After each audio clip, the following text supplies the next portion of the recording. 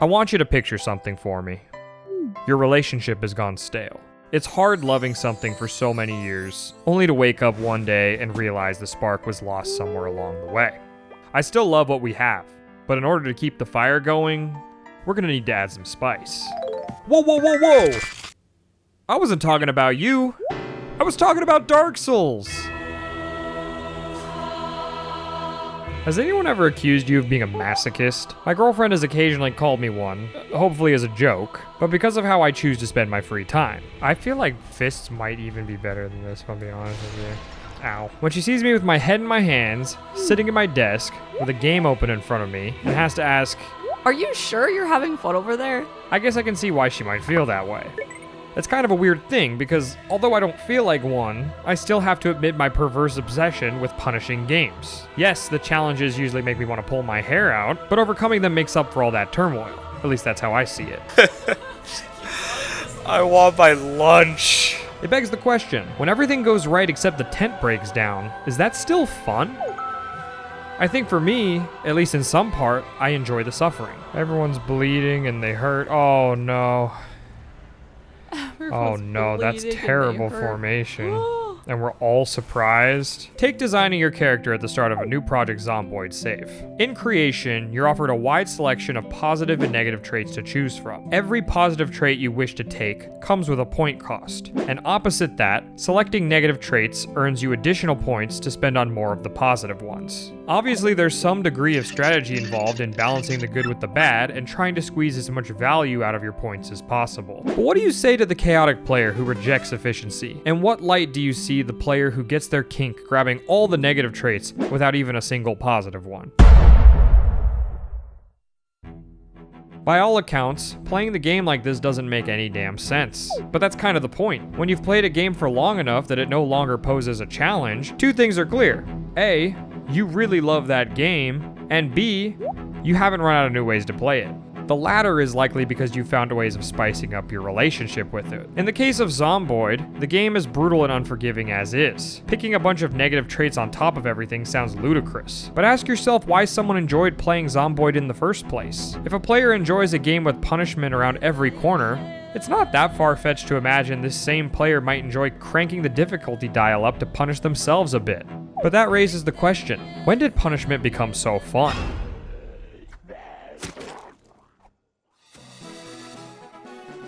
I can't think of a relationship with a game series that felt more stale than mine with Pokemon before I learned to challenge run it. For all intents and purposes, the games can get a little dry because it boils down to the same thing over and over again. You meet a tree-named professor who gives you a starter Pokemon, and then you go out and collect 8 gym badges. It's a formula that works, but like any relationship, when things feel bland, you gotta spice it up. Way back in my heyday, I was terrible at these games, and did what a lot of kids my age would, which was power leveling my starter and blowing through as much of the game as I could. It was a surprisingly effective strategy, though my Swampert running the carefully thought out moveset of Strength, Rock Smash, Surf, and Dive would suggest otherwise. Well, you got me. By all accounts, it doesn't make sense. When I first introduced my girlfriend to the series, I wanted to help her avoid this pitfall and came up with the clever idea of having her Nuzlocke the games. Nuzlocking assumes a rule set where Pokemon can no longer be used after they've been knocked out. It's something akin to a hardcore mode, but it's entirely self-imposed. I learned about Nuzlocking sometime in high school from a friend. One evening he suggested we dust off our old GBA cartridges to do a playthrough of FireRed together with Nuzlocke rules. I remember my buddy lost his Squirtle to a crit within the first hour and pretty much any momentum we had for playing the challenge along with it. We didn't get much further than that before switching to something else, but I remember later picking the game back up on my own time and playing through the rest of the story. Honestly, completing that challenge was the most fun with Pokemon I think I'd ever had. I lost my favorite guy. I'm sorry.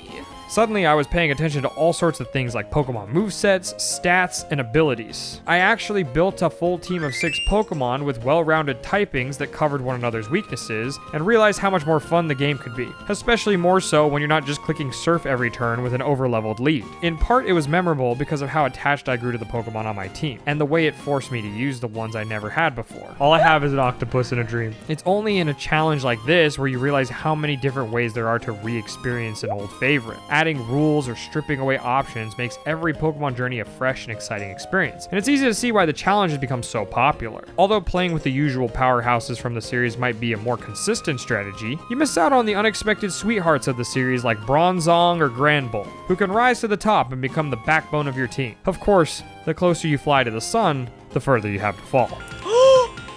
Oh my god! No! My browser! Remind yourself that overconfidence is a slow and insidious killer. In the face of death, does true heroism show? Or cowardice? Any game that allows the permanent loss of a companion requires some level of emotional fortitude. Darkest Dungeon's premise alone is built upon the idea of making the most of a bad situation. From the very first screen, it bluntly announces how much it expects from you. It's almost as if the game doesn't want you to play it. I guess it's the developer's way of saying, don't say we didn't warn you. Of course, a screen like this just makes me want to play it that much more. Quests will fail or must be abandoned. What? Heroes will die, and when they die, they stay dead. How quickly the tide turns in battle. And indeed, the tide turns. It seems like every time I get a good thing going in DD, the game swipes the rug out from under me as if to say, how dare you think you figured this thing out? Credit where credit is due. It's not often a game gives me anxiety while playing, especially not the way this one does. Paranoid? Oh no. As my adventurers slowly lose their minds to stress, I'm right there with them losing it all the same. Yeah, the Plague Doctor's going through some shit. Oh my god. The setting of the game takes place in a hostile and dangerous environment, the titular Darkest Dungeon. But that alone doesn't encompass the bad situation your adventurers find themselves in. Let's try stunning him again. Oh, we missed. Oh god. Life is hard. The game pulls no punches as misfortune is hurled at you left and right. A chest in a dark hallway may contain extra loot, or a trap that poisons one of your heroes. In the same vein, an ambush might leave your entire group surprised and defenseless for a turn, or vice versa, as the enemies are just as frightened to run into you as you are into them.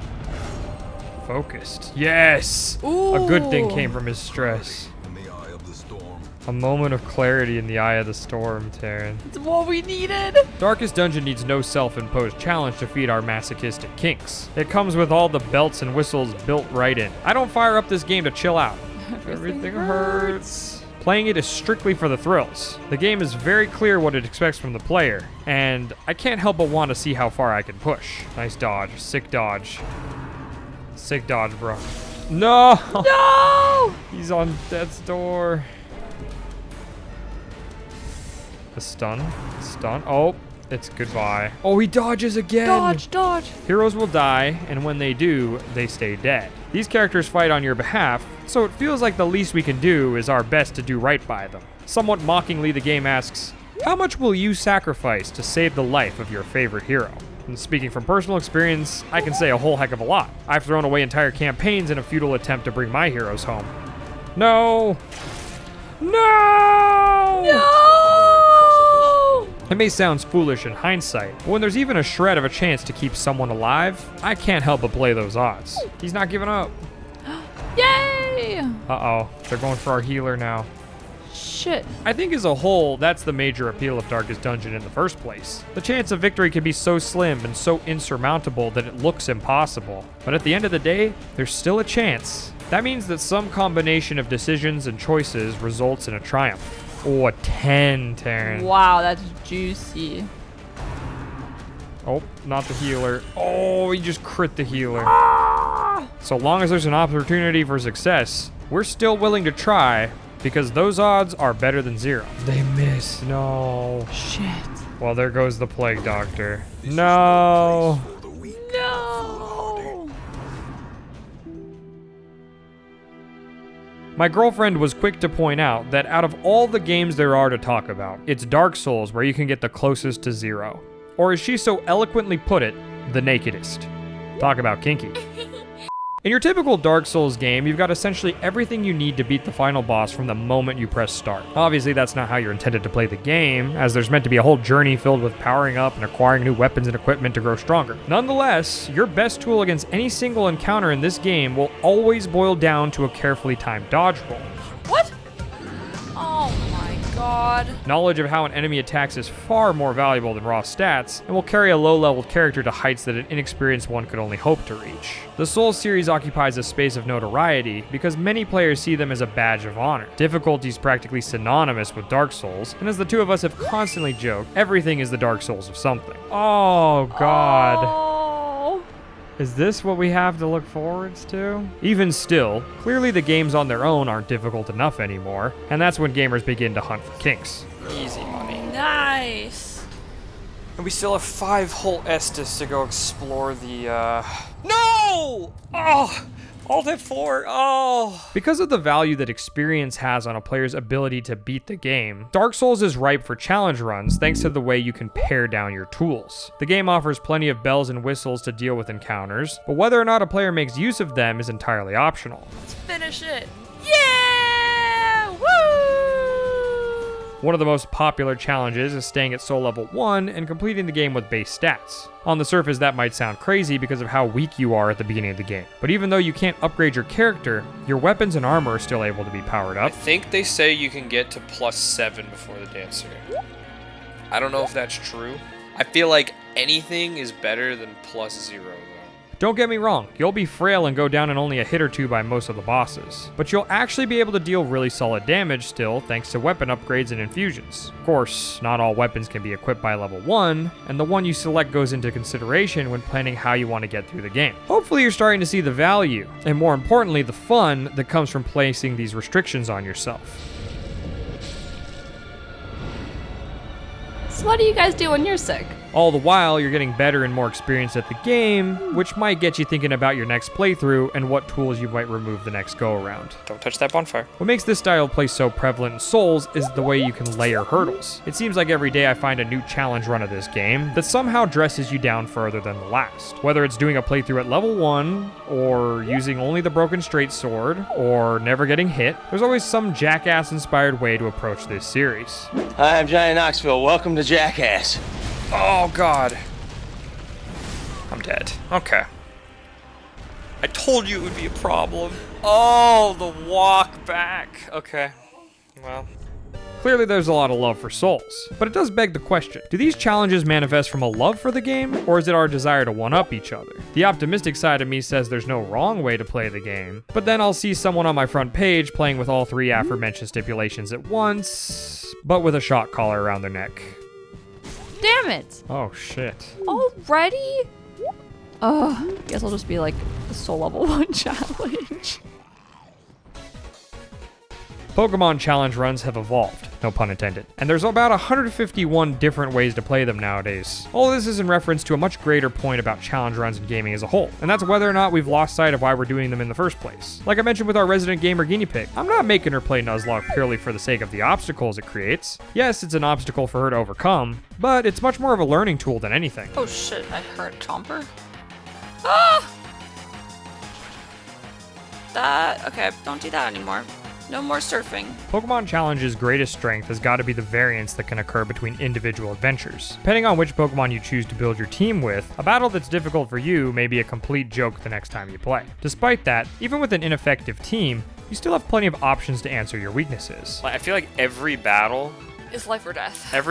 feels like I almost lost the lock. In the Nuzlocks where I've lost a really important team member, I've had to open up the bag and really scrape together all my resources to find a way forward. We'll go to the box, we'll figure this out. Sometimes all it takes is utilizing held items like berries, or finally using that one good TM I'd been saving to finally make it through the storm. Only 9,500 to go.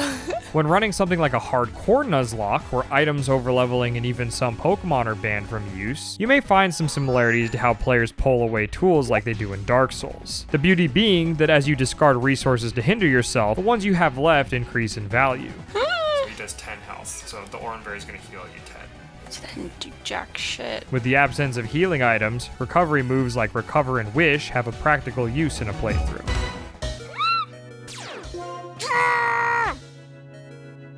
Huge!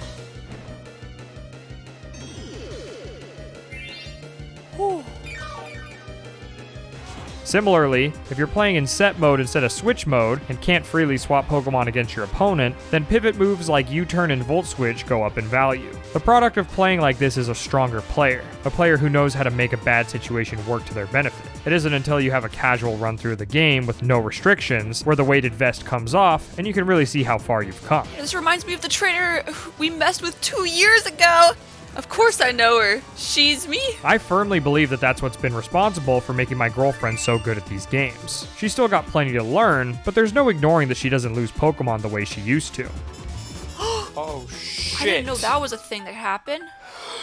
No, Terran! That was my Tyranitar! In a way, it's kind of beautiful. Before, her Pokemon would faint due to girlfriend blunders. But now, we get to watch her design an elaborate, grand strategy, then we can watch her go through all that effort, only for it to still be completely unraveled by the unforgiving hands of RNG.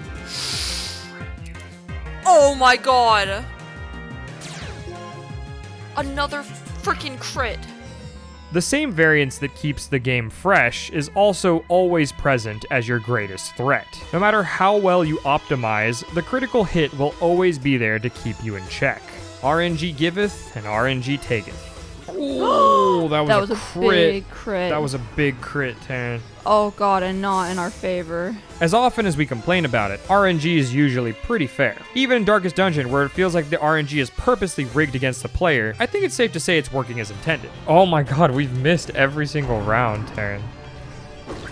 Oh, not the healer. No! Stop spilling your drink on the healer, please. As the saying goes, failure to prepare is preparing to fail. In a turn-based game, your best defense against tragedy is to be prepared for any occasion. But what does that really mean when you get down to it? The treasure was a And duke. we're surprised? Oh no. God. Could you get more Stress unlucky? wave. I've always been of the opinion that the awful dice rolls were all but guaranteed to happen, and have learned to operate under the assumption of when, not if. If you manage to recover from those disasters, was that just another dice roll? Or was it something calculated and planned for? Oh yeah, we have an anti-event. I don't know why I haven't used that.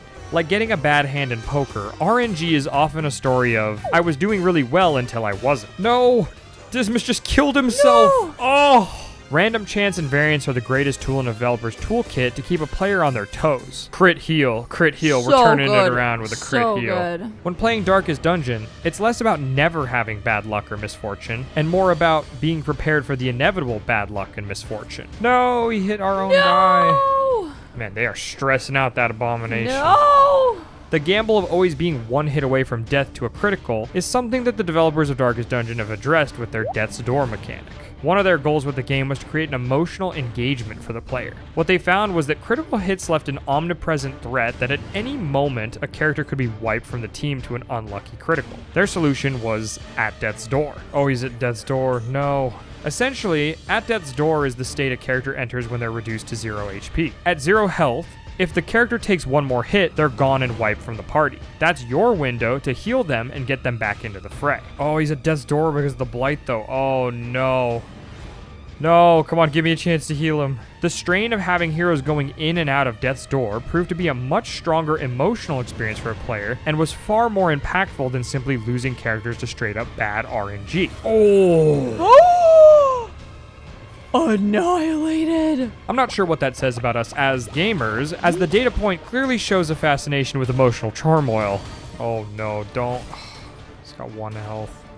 Stop pushing him. Whether consciously or subconsciously, we have a little piece of us on the inside that enjoys when our feelings get messed with. The emotional whirlwind of dancing between the lines of hope and despair must just be intoxicating. I need to heal him, but I also need him to hit. I need him to be able to hit. Nice. Okay, he would have gotten hit. Okay, that was really lucky. Okay, now hit that thing where it hurts. Only a 5? Dude. I will say, there's inherent value to overcoming seemingly insurmountable odds in games. It's not necessarily that you should do it, but the quest to answer the question of whether you can. It's the thought that while a path is a rocky one, it's still a way forwards. In that sense, it's less that you haven't beaten something, but more that it hasn't beaten you. It's the continuous effort, despite the overwhelming odds, that makes victory so incredible. Yeah. Return to the hamlet. Oh my god, just barely without losing anyone. We're limping there, but we have the whole crew. That was rough. The reality is that although Souls-likes are hard, they earn their praise by being incredibly fair. Most deaths come down to player mistakes, and not down to just plain RNG. Consequently, with enough skill, a player can overcome any obstacle in their path. It's this same fairness that invites insanity though, because if you can beat the game without ever getting hit, then what does the weapon you use or the level you're at really matter in the grand scheme of things? Yeah, no need to panic. Everything's fine. Okay, not everything is fine, but things are more fine than they could be. These challenges and their masochistic tendencies lend themselves to the notion that games have been getting easier. It's hard to pin down whether that's the developer's fault or ours, but allow me to try. The fact of the matter is, we're a lot smarter about this stuff than we used to be. And it's no secret that we're winning the arms race against the developers as they desperately try to outpace our abilities. I mean, all that's left is Gwyn. We know Gwyn. Gwyn is easy.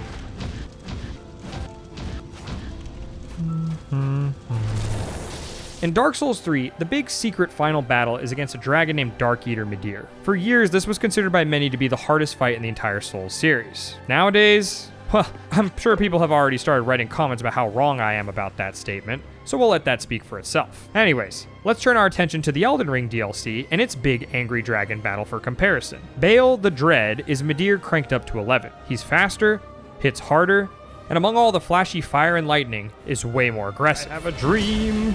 Come on, we can do this, Taryn. Okay, he's doing something. Doing his anger management training. And yet, despite all of that, he's not even close to the hardest boss of the DLC. A meteor fell with deafening roar, but fate stood firm, they wanted more. My girlfriend pointed out that Dark Eater Midir used to get tired between his big attacks. He'd wind up his big death laser that can one-hit you from whole health, but afterwards would get tuckered out and collapse. This was a time to heal, catch your breath, or respond with some big damage of your own. Yeah! Woo! On the other hand, Baal has a big scary attack like that too, but the difference is he doesn't ever seem to run out of gas.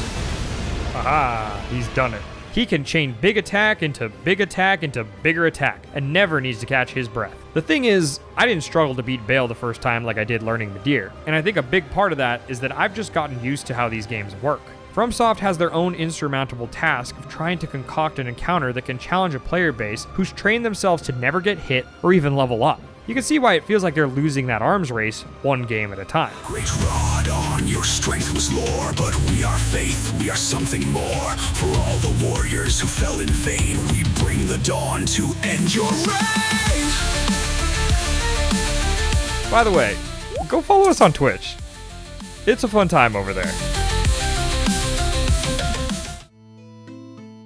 My girlfriend wouldn't let me talk about masochism in games without discussing a game very near and dear to my heart. Old school RuneScape is a game filled with masochists, and in order to really enjoy what the game has to offer, you have to be someone who doesn't just feel the burn, but embraces it.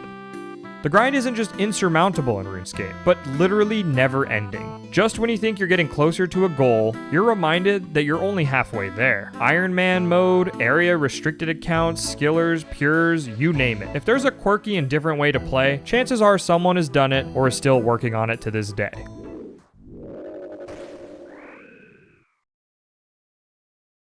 Cape. Cape. Cape, cape, cape, cape, cape, cape, cape, cape, cape, cape, cape, cape, cape, cape, cape, cape.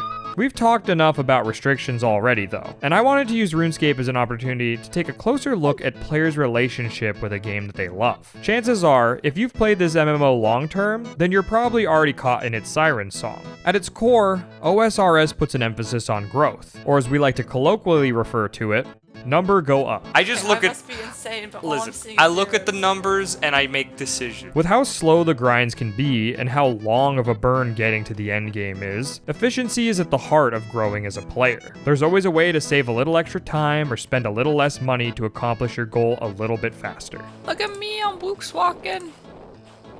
I can Wook's walk with the best of them. Even if you're just shaving a second here or there, over the course of a 1,000-hour journey, that all adds up. Make sense? No, I'll just copy you. The only problem is that players still crave challenge in their game, and we've quite literally optimized and simplified ourselves out of a lot of challenge. As long as we stand here, I don't think she can melee us, though. So Nice. my girlfriend made a really good point about how the game has these really steep learning curves, but once you've solved a boss, it becomes brain dead easy. It's a side effect of the incredibly simple gameplay, which all boils down to mouse inputs. Now, I cannot read while I'm Luke's walking. If I want to read, I have to pop on my crossbow. The hypocritical reality a lot of players have to face is that many of us play RuneScape using plugins to help with all this optimization. The plugins are a great quality of life, but they also go a long way to invalidating the difficulty players seem to crave and love. Speaking from personal experience, whenever a new boss releases, within about a day it's usually got a dozen different colored squares around it highlighting where to stand and when. This is actually such a good example, by the way, because like without these tiles, I really get stuck on the crab puzzles. That would make sense. Like for as many times as I've done the crab puzzles, it's pretty much just completely autopilot for me when I do these crabs nowadays. It's the tragedy of people loving the game too much, as many of these plugins exist because of how much we've studied its core mechanics. Although things get solved rather quickly, my girlfriend drew the comparison to a practical exam versus practice. Colorful notes and highlights in your textbook help you review for an exam, but take away the notes, and that's the true test of understanding. Suddenly, when you're not taking an open book test, the developer's work can reach much further. I'm not sure when my thrall disappeared because there was nothing blinking red saying, you need to summon a thrall. And therein lies the biggest challenge, because players take to the internet to declare how easy the boss is and how the game needs to be made harder. This creates a persistent friction between the devs and the player base. Are you seeing this, Taryn? It's like the raptor turning the doorknob here. I hate to admit it, but I'm equally guilty of the plugin crutch myself. It's so easy to feel like a master, but without the training wheels, I don't know how good I actually am anymore. Oh shit. I'm understanding the error of my ways. Thumb tile. Ring finger. We're almost out of run. Holy shit, we're almost out of run. I didn't see that there's no thing.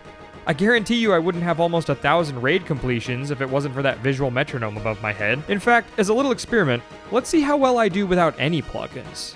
Oh god. Oh no. Mr. Cool Calm collected almost 1,000 raids. Take away his colorful notes. Okay, wait. Hold on. Don't count me out just yet, girl. Okay. 1 health. We're poisoned. Hold on a sec. Oh, I just died. Okay, well there you have it. I'm not good at the game, Taryn.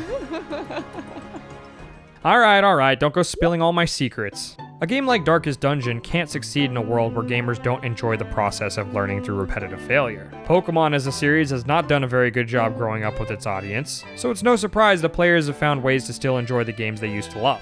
As for Dark Souls, and its status as a complete cultural phenomenon, returning to the original exists possibly as the best illustration of how something that once challenged you can no longer scratch that itch like it used to. Yo, the plan was a success. And therein lies the issue. I think the charm of challenge runs can get lost in the perceived difficulty of it all. A game used to be just that. A game. We've collectively gotten so good at games these days that just playing the game simply isn't enough anymore. With the shared brain trust of the internet, resources for beating any game are at the tips of your fingers. Guides, exact mechanics, data mining, it's all there. It takes the guesswork and mystery out of how games work. And I think a lot of us might be missing that. No more huddling up with your friends, throwing ideas at a wall, arguing over how to overcome a problem in a game. Players play games because they desire the feeling of being challenged. So what do you do if you love the game, but it isn't enough to challenge you? That's when you gotta get a little kinky. The joy is in the journey. It's in the ways you test your knowledge of this thing you love and have come to know so intimately. The key is spicing up your relationship with the game, but not forgetting why you fell in love with it in the first place. We took the longer road, but we took the one that could fit 2 people. Sometimes, I get caught up in a challenge and can't see the forest from the trees. It's those times I look to my left at my girlfriend, mashing A on her controller, trying to figure out why she can't jump. When in reality, her problem is she has the OBS window selected instead of her game. That's when I remember why we play games in the first place. It's always been about having fun.